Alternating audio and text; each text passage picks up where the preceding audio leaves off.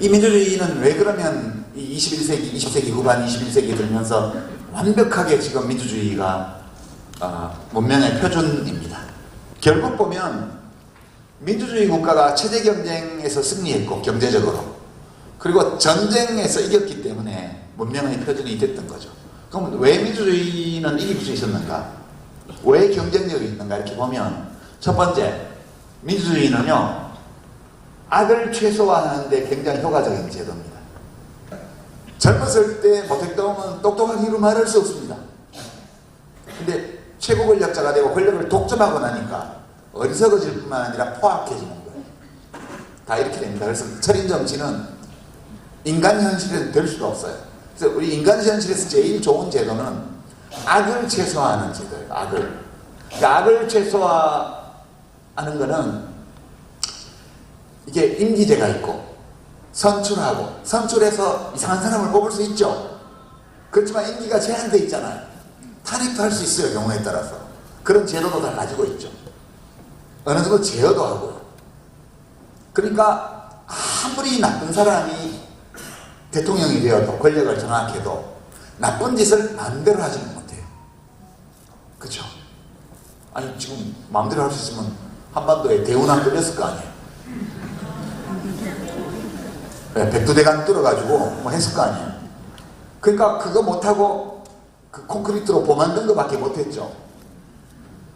그 지금 마음대로 할 수 있으면 야당 국회의원들 지금 180명, 170몇 명 중에 한 150명은 잡아가둘 거예요. 그거를 못하게 하려고 헌법에 방탄 조항이 있잖아요. 회기 중에 국회의원을 체포하려면 대통령이 재가를 하고, 그럼 법원은 지체 없이 그거를 국회에 보내고, 그 국회에서 의결하고, 국회에서 부결되면 구속영장은 기각되는 거고, 국회에서 가결되면 판사가 심사한다. 이렇게 지금 헌법에 되어 있습니다. 헌법에 그걸 왜 넣어놨을까요? 검찰을 장악한 자가 정치적 경쟁자나 반대자를 검찰을 동원해서 박살낼 수 있기 때문에, 그런 사태가 수도 없이 많았기 때문에 그거를 막으라고 헌법에 그 조항을 넣어놓은 거예요. 지금 이 상황은 정확하게 그 경우에 해당하는 거죠. 근데 왜 헌법을 무시하나 모르겠어요. 세 번째, 민주주의는 자체 위험을 가지고 있어요. 이제 어떤 위험을 가지고 있냐면, 민주주의는 좋은 결과를 보장하지 않아요. 그래서 악을 최소화하는 데는 효과적인 제도지만, 민주주의로 사회를 운영을 해서 언제나 좋은 결과가 나온다는 것을 보증하지를 않아요. 그게 이제 민주주의의 최대 약점인데, 근데 그게 어떨 때 나타나냐 하면 되게 사악하거나 무능하거나 사악한 동시에 무능한 사람, 이 권력을 줄 때, 그때 문제가 생깁니다. 근데 뽑힐 때는 잘 모르잖아요. 그죠? 뽑을 때는 잘 모르고 뽑아요. 사람들이 알면 뽑았겠어요? 안 뽑죠. 그러니까 히틀러 같은 경우가 대표적입니다. 히틀러를 뽑을 때 독일 국민들이 참 이상합니다. 이런 일이 생기리라고는 히틀러의 나치당을 지지한 시민들도 생각했던 게 아니에요. 이 히틀러라는 사람은 그 일반 병 출신이잖아요. 그리고 이제 전쟁 때 이제 뭐 이렇게 훈장도 받았고 열심히 싸워가지고 이런 사람인데, 아주 이상한 주장을 하는 거예요. 폭동도 일으키고. 근데 막 연설을 엄청 잘해요. 그래서 이제 그 당시 독일의 보수 정당 쪽에서 저 친구 저 아주 허접한 친구인데 연설을 잘해. 그거 써먹으면 좋겠어. 그래갖고 키우기 시작한 거예요. 그리고 나치당이 제1당이 된 건 아니고, 어느 정당도 과반수가 안 되는 선거 결과가 1932년에 나왔을 때 보수당들이 모여가지고, 야, 총리를 누구로 하면 과반수가 만들어지겠냐. 그래서 그 당시 힌덴부르크 대통령이 나치당 당수였던 히틀러를 연방 총리로, 그때는 연방은 아니고 독일국 총리로 임명을 한 거예요. 힌덴부르크라는 1차 대전 전쟁 영웅 대통령이. 왜 그러면 히틀러라는 이상한 사람을 했을까? 자기들이 통제할 수 있다고 생각했어요. 자기들이 이용할 수 있다. 인기가 있으니까. 근데 히틀러가 딱 총리가 되고 나서 제일 먼저 뭘 했게요? 국회의사당에 불을 질렀죠. 그래서 그걸 공산당 소행으로 몰아서 공산당을 국회에 출입금지시킵니다. 그때 공산당이 두 번째가 세 번째로 의석이 많은 당이었어요. 그리고 비상대권, 그러니까 정권 수임법이라 그래서 그 독일 헌법에 국가 비상사태 때 이제 총리가 정권을 행사할 수 있는 그런 조항이 있습니다. 그 법을 딱 제출하죠. 그리고 이제 그걸 공약으로 삼아서 총선에서 제1당이 됩니다. 그래도 과반수는 안 됐어요. 3분의 2는 안 됐습니다. 근데 그때 바이에른 뮌헨 축구팀 있는 그 동네에 있던 지역당 중에 가톨릭 중앙당이라는 당이 의석이 꽤 많았는데 그걸 꼬셔가지고 연합해서 그 법을 통과시킵니다. 그런 다음에 제일 먼저 그 당부터 해산시키죠. 모든 정당을 다 해산시킵니다. 그리고 나치당 하나만 남기죠. 자기가 종신 총통이 됩니다. 그리고 유대인 학살을 시작을 하죠. 전쟁을 벌이고요. 이게 이 시나리오가 나치당을 선거 때 지지했던 사람도 믿을 수 없는 일들이 벌어진 거예요.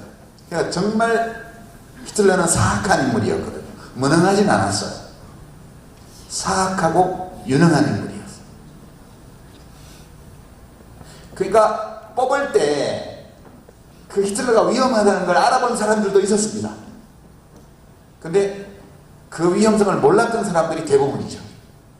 그래서 레비츠키와 지블렛이라는 저분들이 저게 두 사람 학자인데요. 이분들이 선거에 어떤 후보가 나왔을 때 위험한 인물인지 아닌지를, 독재자가 될 가능성이 아닌지를 알아볼 수 있는 체크리스트를 만들었습니다.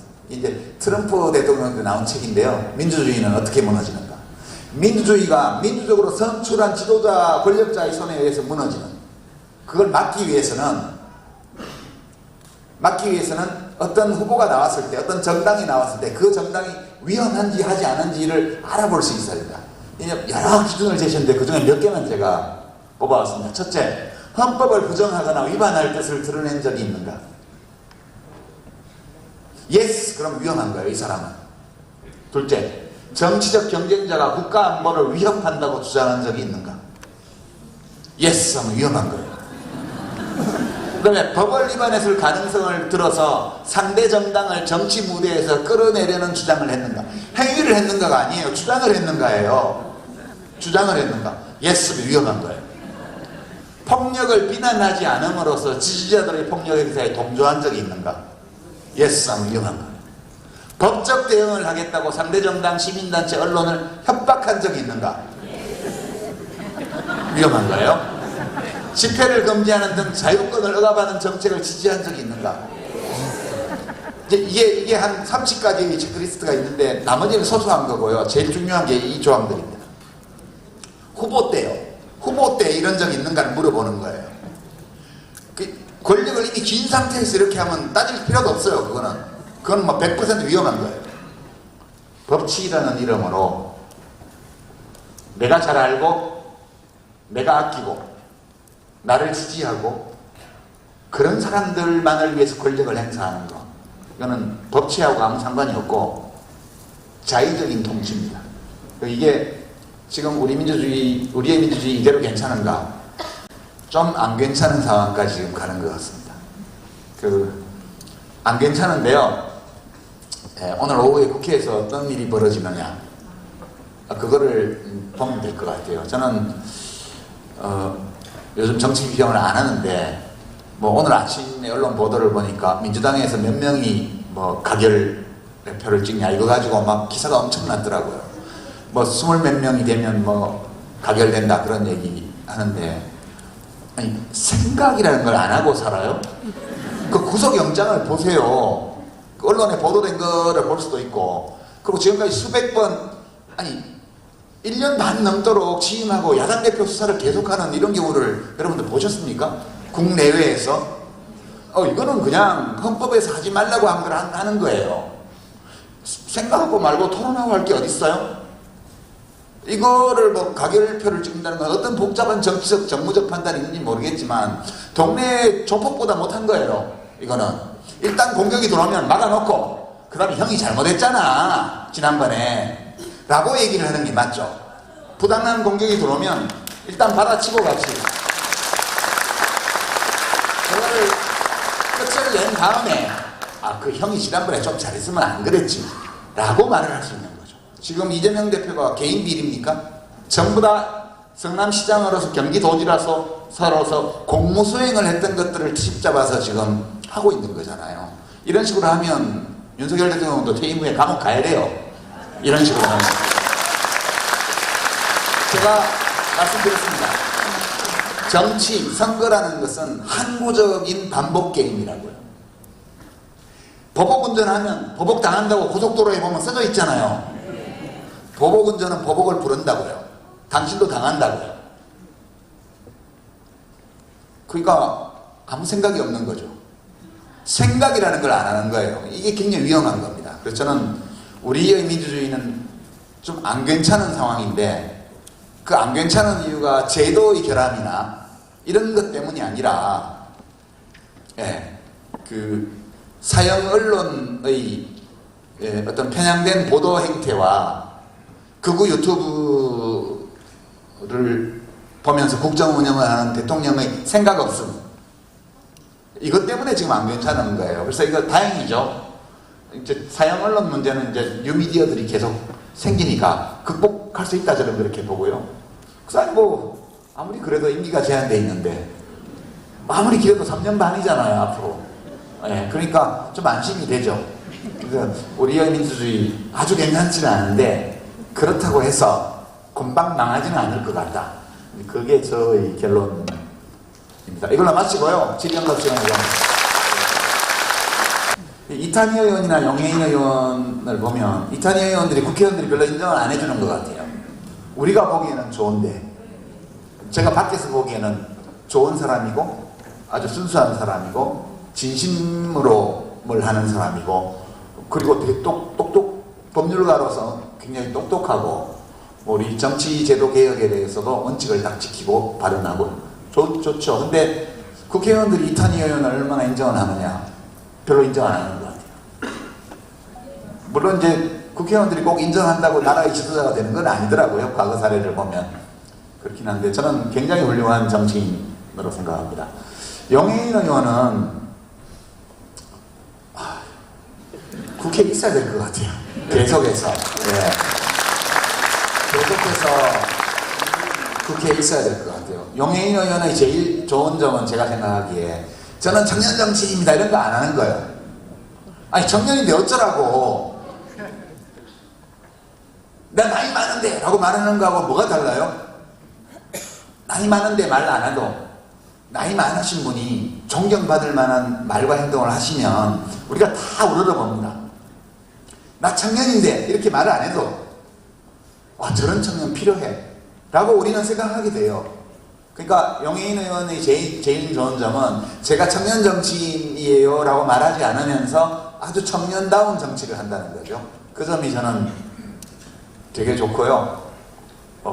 그리고 이제 제가 처음에 국회의원 됐을 때보다 훨씬 훌륭하더라고요. 그 방송에 나와서 상대방하고 토론하는 걸 보면 상대방이 아무리 말이 안 되는 말을 하고 화를 낼 만한 말을 해도 따박따박 자기가 해야 될 말을 하고 그리고 이렇게 정서적으로 흥분하지 않으면서 이렇게 하는 걸 보면서 제가 45살 때보다 더 훌륭하다.